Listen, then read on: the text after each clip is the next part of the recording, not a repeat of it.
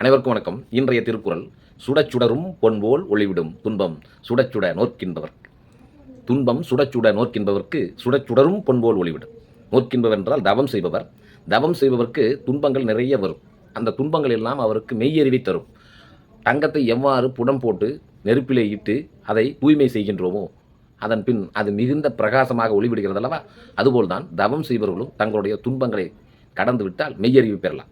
உதாரணம் கௌதம புத்தர். அரண்மனையிலே சித்தார்த்தராக இருந்தார். அரண்மனையை விட்டு வெளியே வந்து இந்த துன்பத்திற்கெல்லாம் என்ன வழி என்று தேடினார். பல்வேறு இடங்களில் அலைந்தார். பல வகையான துன்பங்களை அனுபவித்தார்.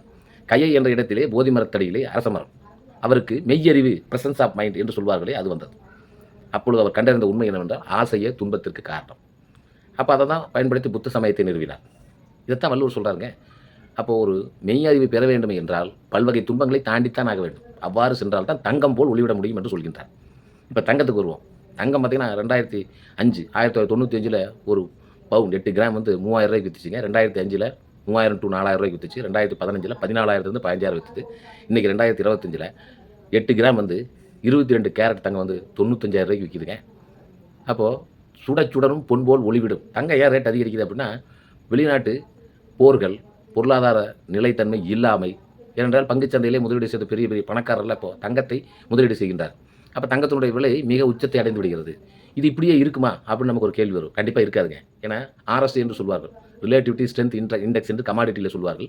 அது 0லேருந்து 100 வரை இருக்கும். இப்பொழுது RSI எவ்வளோ இருக்குன்னா கிட்டத்தட்ட 80க்கு மேலே இருக்குதுங்க. அப்போது 70க்கு மேலே இருந்தாவே ஓவர் பாட் என்று அதிகமாக வாங்கி வச்சுருக்காங்க. அப்போ கண்டிப்பாக விற்பாங்க. விற்கிறப்ப ரேட்டு குறையும். அப்போது தங்கம் விலை ஏறிவிட்டது என்று நமக்கு துன்பம். அதைத்தான் வள்ளுவர் 2000 வருஷத்துக்கு முன்னாடி சொன்னாருங்க. சுடச்சுடரும் பொன்போல் ஒளிவிடும் துன்பம் சுடச்சுட நோக்கின்பவர்க்கு. ஒரு அவுன்ஸ் தங்கத்தை, கிட்டத்தட்ட 31 கிராம் தங்கத்தை 187 சதுர அடி தகரமாக, வெள்ளீசான தகரமாக மாற்றலாங்க. எவ்வளோ சிறப்பு பாருங்க தங்கத்துக்கு.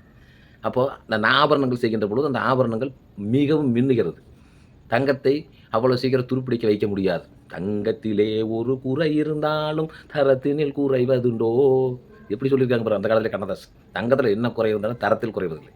அதனால தங்கத்தையும் தவத்தையும் கவிஞர் கண்ணதாசன் சொன்ன மாதிரி தங்கத்தையும் தவத்தையும் திருவள்ளுவர் ஒப்பிடுகின்றார். அப்போ தங்கத்தை எவ்வாறு சுட்டு தூய்மைப்படுத்துகிறோமோ அதுபோல் நமக்கு துன்பம் வந்ததென்றால் அது நம்மை தூய்மைப்படுத்தத்தான். உடனே ஒரு பள்ளி மாணவன் கேட்ட ஆசிரியரை பார்த்து, ஐயா இந்த டெஸ்ட்டெல்லாம் வருதுங்க, டெஸ்ட் வந்தாலே எங்களுக்கு ஒரே துன்பமாக இருக்குது அப்படின்னு அதுக்கு ஆசிரியர் திருக்குறள் சொன்னார். சுடச்சுடரும் பொன்போல் ஒளிவிடும் துன்பம் சுடச்சுட நோக்கின்பவர்க்கு அப்படின்னு அந்த மாணவன் அப்படியே தலை குஞ்சு போயிட்டாங்க.